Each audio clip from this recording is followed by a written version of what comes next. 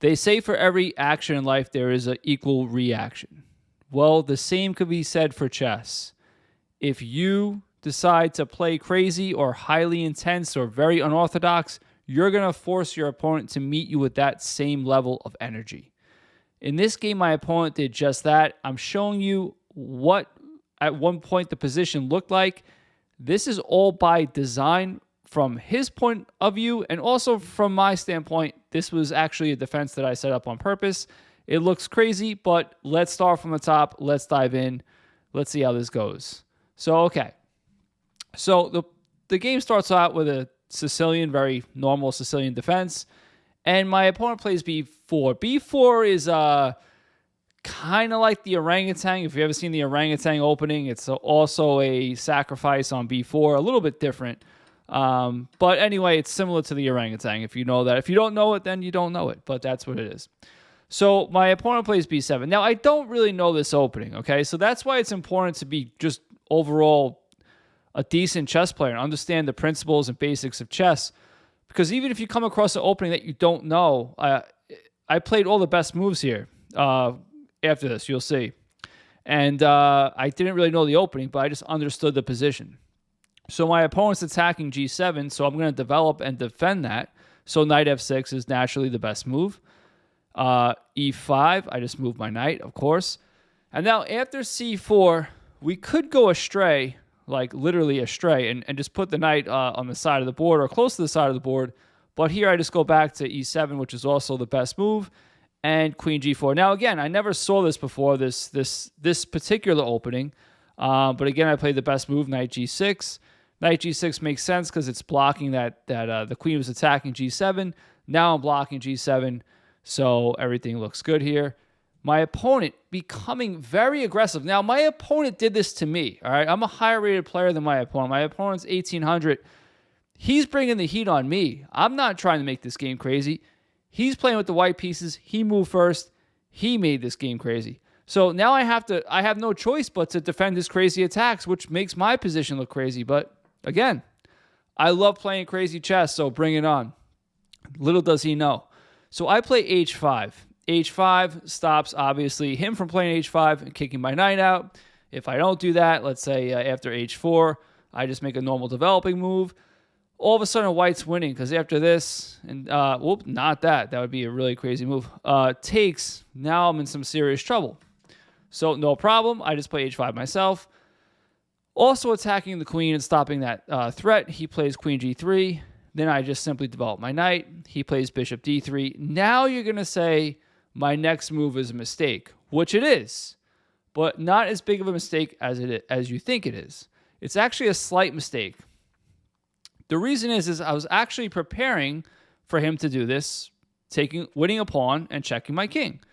You might be saying that's crazy. Well, it is crazy, but he's the one who made the game crazy to begin with. So my idea was to put the king on f8. And you might be saying that's ridiculous.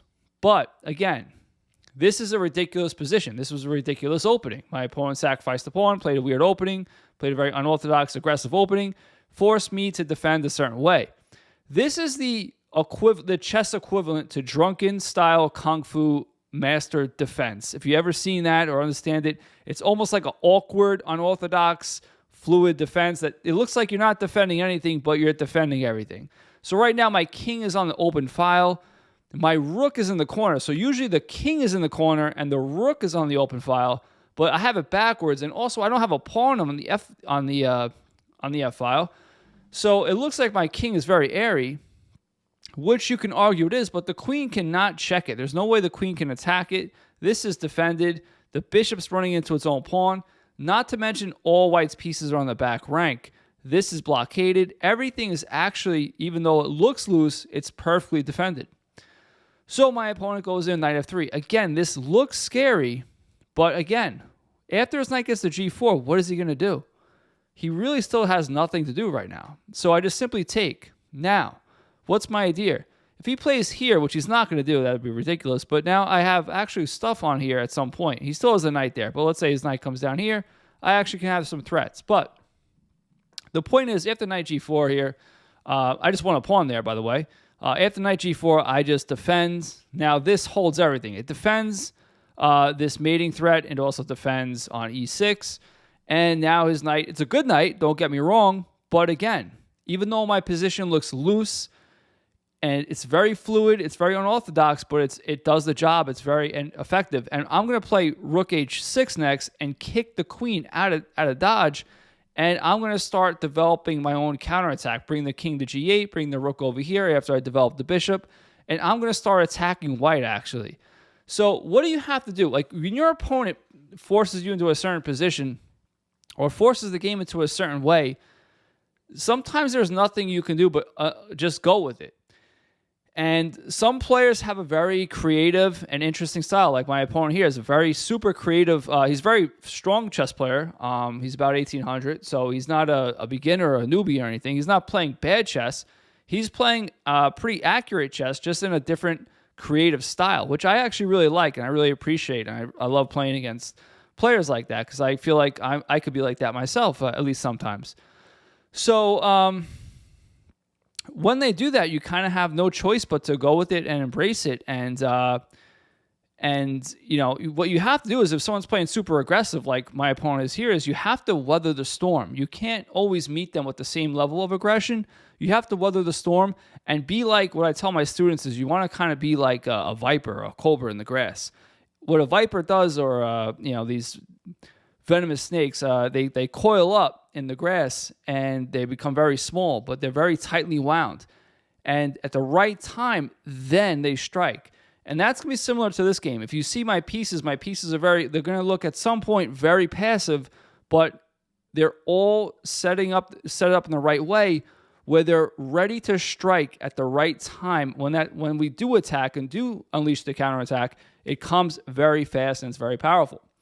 So anyway, back to the game. Here my opponent played rook a3. Now, it looks like he's giving me his rook, but again, when something's too good in chess to be true, it probably is. Yeah, he just takes back and then pins my queen to the king. You can say I can block, but then I just lose the knight, and that's still happening. So, you know, there you go. And actually, that's mate in 2. So you can't take the rook. So here I just actually kicked out the queen. He threw in a check. I got my king to g8. Notice how I couldn't predict my opponent's moves. These moves are very super creative, but all my ideas are still coming into fruition. The rook is coming to h6. My king came to g8. My bishop's going to come out here. My rook's going to come here maybe. So at least these two moves have already came into fruition. So by being flexible, no matter what my opponent plays, I still was able to get my ideas accomplished. So, okay, now the queen comes back, and now this is kind of like a clearance move. The queen had to defend itself, but with the knight here and the rook here now, this rook is going to come to f2. I didn't like that, so I played the very passive-looking knight d8. Again, this is like now the analogy I was talking about, the snake being coiled up in the grass, being very tightly wound, being very small, but very tight, very powerful, ready to spring his counterattack, right? So everything is just defended right now. So knight d8, by the way, is defending f2, so the rook can't come down here. And now I play bishop d7. Again, it looks like I have a position where I have nothing, I have no attack, but white's about to resign in a couple of moves, believe it or not. So everything's in the right position for me, at least. I just have to weather the storm. I have to make these defensive moves, and at the same time, make moves that are going to, you know, work towards my potential counterattack. My opponent makes a mistake here and plays rook g3. He's so focused and tunnel visioned on his attack that he doesn't realize that I have my attack on of my own. And that's another lesson, is that when there's a certain theme of the game, when you're attacking, or maybe it's your opponent, but let's say you're attacking, you might always be in that mindset of I'm attacking, and your opponent's constantly defending, but your opponent might sneak in a counterattack at one point, and you might miss it because your psyche is too hyper focused on the attack and not seeing the whole entire board, i.e. tunnel vision, right? So here he missed bishop c6, which is skewering the queen and the rook. He has to save his queen. I take the rook. He takes back. Now I get my rook to c8. He plays bishop c3. Now, a mistake here would be to take the bishop because, again, My bishop's actually helping defending f8, and he has a lot of stuff pointed at f8. So I like my bishop. Also, if I take, I'm bringing his knight that's doing nothing into the game. The knight can come in and cause some trouble, wreak some havoc, maybe come like this even. We don't want that, right? So that'd be a big mistake. So I just simply slide back. Again, small is powerful in chess. You don't have to, taking seems like it's more aggressive, but taking that bishop or exchanging the bishops there would not be an aggressive move. It would actually be fueling the fire for my opponent's attack. So I move out of the way, and now you'll notice his knight has nowhere to go. My bishop's covering this square. He can't come here because his own piece is there. He can't come here because his own piece is there. That's illegal. So he takes my pawn. And now, again, everything's in the right position. When my opponent does make a serious mistake, i.e. a blunder, which he did right here, everything's in the right position. And I'm sure a lot of you can probably see what I played already. My rook's on open file. So rooks on open files. Pieces being placed at the right spot where they're supposed to be is going to always pay dividends for you. It's always going to work out. Not always, but it should work out like most of the time anyway. Here I have a tactic. Bishop takes f7. After the king takes, I take the queen, discovered attack, and my opponent resigned. Well, there you have it. You could check this game out with a computer. It was a very accurate game from my standpoint. It was almost 90%. So even though these moves look kind of silly, they are all very legit. And the idea is we're all legitimate in this game. And anyway, if you like this video, please make sure you subscribe because I have plenty of videos coming out so you don't miss out on other further videos. And all my videos I reference a lot to the my other videos, and I reference them to each other. So it's good if you subscribe, you get, you see all the videos and you have a better understanding conceptually of what I'm doing. And if you like this video, check out this one. I'll catch you guys next time. Go play some chess.